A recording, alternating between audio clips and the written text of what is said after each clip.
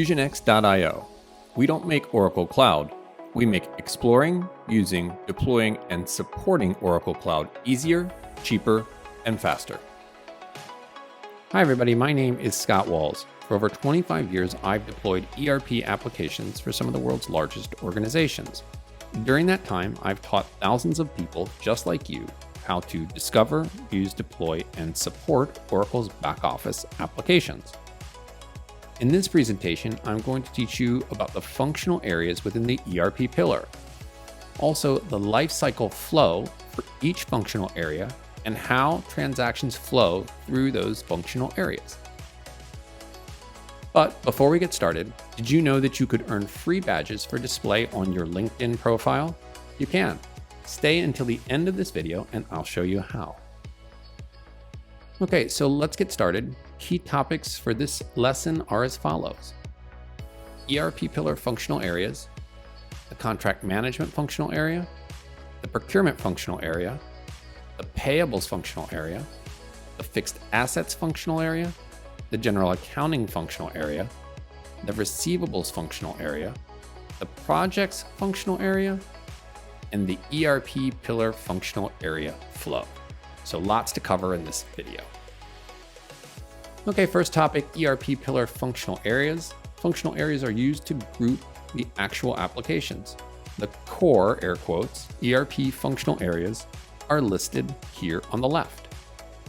So with that in mind, the image on the right shows the functional areas. Selecting or changing any of the functional areas that you see highlighted with the red box will result in changes to the quick actions or applications beneath it.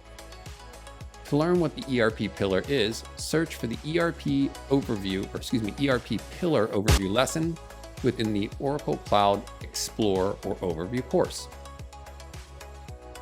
Second topic, the contract management functional area. The image on the left shows the different applications in this functional area. This functional area automates the contracts, meaning authoring, review, approval, and signature, and terms management, meaning the templates, the sections, the clauses. That automates those business processes. The image on the right shows the contract management lifecycle flow. To learn more about this functional area, watch the free Introduction to Contract Management course under the Discover menu. Third topic, the image on the left shows the different applications for this functional area. This functional area automates the purchasing and sourcing business processes, most often to include procurement contracts. The image on the right shows the procurement lifecycle flow. To learn more about this functional area, watch the free Introduction to Procurement course under the Discover menu. Fourth topic, payables. The image on the left shows the different applications within this functional area. This functional area automates the invoicing and payments business processes.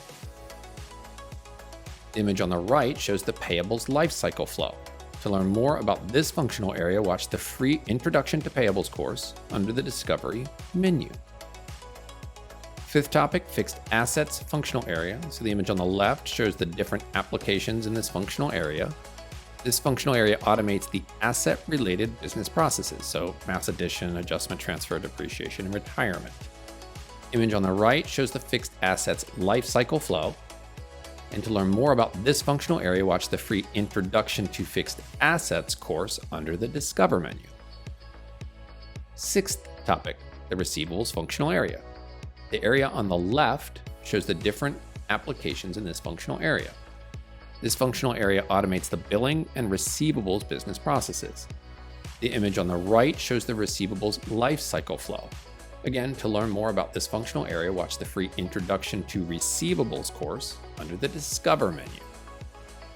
Seventh topic, general accounting. The image on the left shows the different applications in this functional area.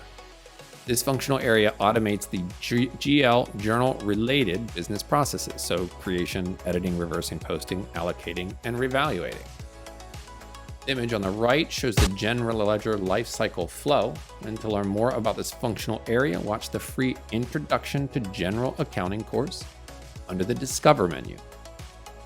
Eighth topic, the projects functional area. So the image on the left shows the different applications for this functional area. This functional area automates the project management, so resources task management, and financial management, so rebilling, grants management, etc. It automates those business processes. The image on the right shows the project's lifecycle flow. To learn more about this functional area, watch the free Introduction to Projects course under the Discover menu. Ninth topic, the ERP pillar functional area flow. This slide shows how the functional areas are linked together at a very high level. Obviously, different implementations, different configurations. So let's walk through the slide starting with procurement in the upper right. So first you may have procurement. It may interact with procurement contracts. And then you have financials, cloud, or payables to settle the transaction. Those transactions may make entries into fixed assets. They may also create entries within projects. You may also have financials cloud doing billing. That billing may also interface with a customer contract to get agreed upon rates, etc. And money is sent and received by Financials Cloud Receivables. All of those applications may interface ledger entries from subledgers to the general accounting general ledger. Anything in the general ledger may be pushed out via OTBI, OAX, third-party warehouse, into some reporting function to produce reports. Okay. So you should now understand at a high level Oracle Cloud pillars, Oracle Cloud's ERP pillar, the offerings, functional areas, and applications that are contained within the ERP pillar, and much more. So that's the end of this presentation, but it doesn't have to be the end of your learning journey. There are thousands of free videos just like this one. Remember, better content, better skills, better income, better life. We want to help you get 1% better every day. Thank you for watching and have a great day. Okay, as promised, here are the 5 steps required to earn free badges for your LinkedIn profile in just hours. Step 1, go to www.fusionx.io. Step 2, select one of the free courses under the Discover Oracle Cloud Applications menu. Step 3, watch all the lessons or videos within that course. Step 4, only when you've completed all the lessons, email a badge request to badges@fusionx.io. Make sure to include the username, the course you took, and your LinkedIn profile ID. And then step 5, sit back and relax while we add a badge to your LinkedIn profile. That's it, voila! Now you can watch those free badges drive colleague, recruiter, and employer traffic to your LinkedIn profile.